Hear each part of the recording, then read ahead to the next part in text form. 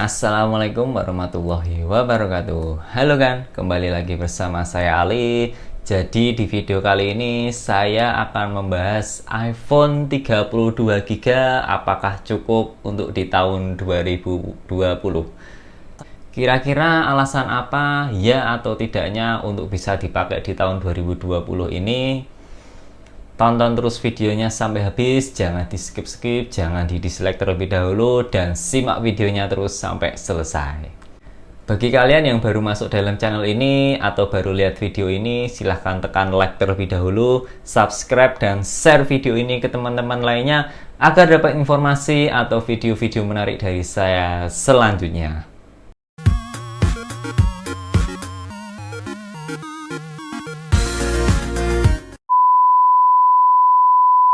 Memang sih iPhone yang dikeluarkan pada tahun 2019 lalu yaitu iPhone 11 keluarga dengan minimal kapasitas 64GB.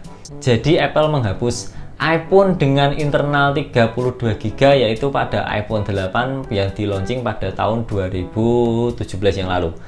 Waktu itu Apple mengeluarkan iPhone 8 dengan minimal internal yaitu 64GB. Sedangkan pada iPhone sebelumnya yaitu iPhone 7 dan 7 Plus itu masih ada 32GB-nya. Ya, jadi HP yang saya gunakan yaitu iPhone 6s Plus dengan kapasitas 32GB yang sedang saya pakai. HP ini umurnya kurang lebih sudah 5 tahunan ya, sejak di launching pada tahun 2015. HP ini saya beli pada tahun 2019 yang lalu. Ngomong-ngomong, HP ini resmi saya beli di Story Eye, yaitu distributor resminya iPhone di Indonesia. Mengingat tahun lalu, tahun 2019, HP dengan kapasitas 32GB saya rasa masih cukup. Nah, kira-kira untuk tahun 2020 ini apakah iPhone dengan kapasitas 32GB apakah masih cukup dipakai? Mari kita simak satu persatu.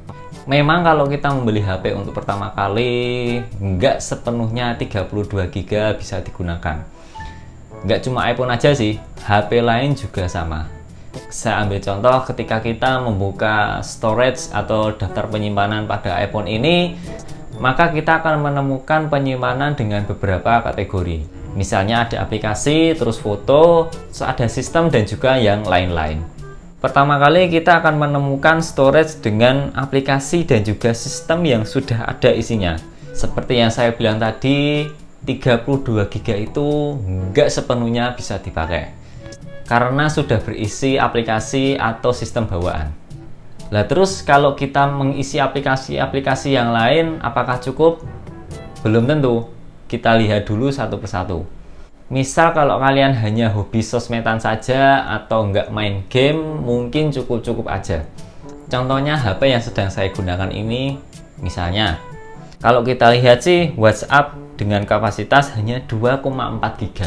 Itu yang paling tertinggi. Ini contoh saja di HP saya.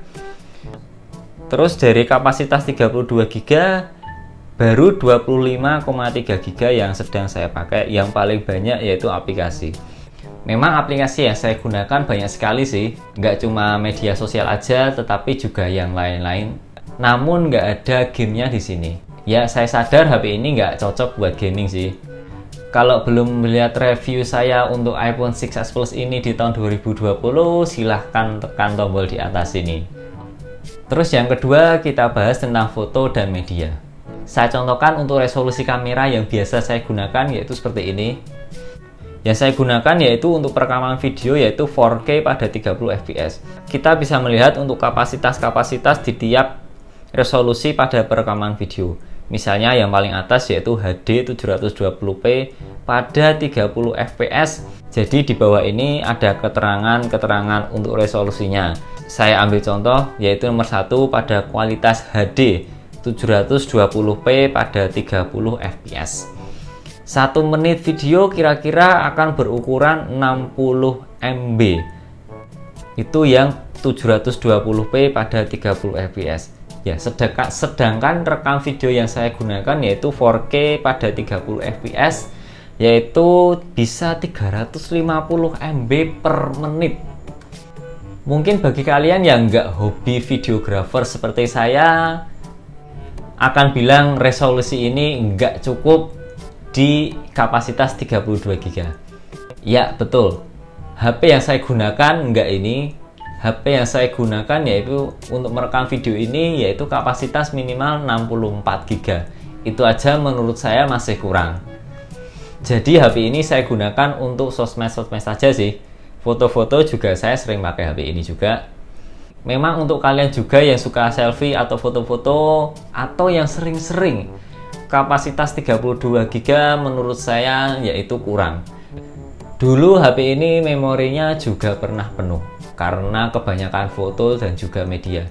Akhirnya saya putuskan untuk menghapus atau saya pindahkan ke Google Drive dan saya simpan di komputer saya.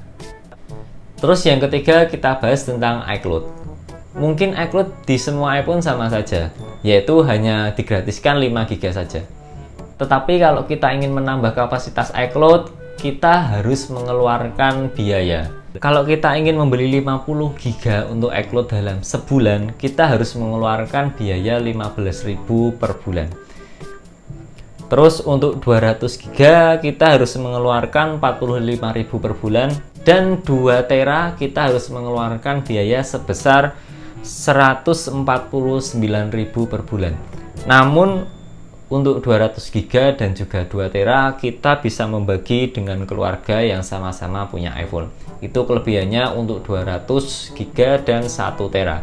Namun untuk 50 GB kita nggak bisa berbagi dengan keluarga, hanya bisa digunakan sendiri pada HP masing-masing iPhone. Terus yang keempat kita akan membahas tips-tips agar menjaga 32 GB itu tetap terjaga tanpa perlu penambahan iCloud. Seperti yang pada pertama kali tadi, kalau kita melihat penyimpanan iPhone, kita akan menemukan yaitu aplikasi, sistem, dan ada yang lainnya.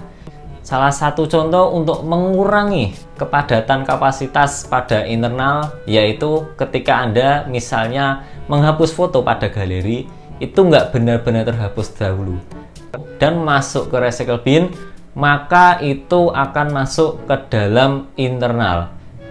Untuk menguranginya, Anda langsung hapus saja secara permanen, jadi tidak memenuhi internal HP iPhone kalian.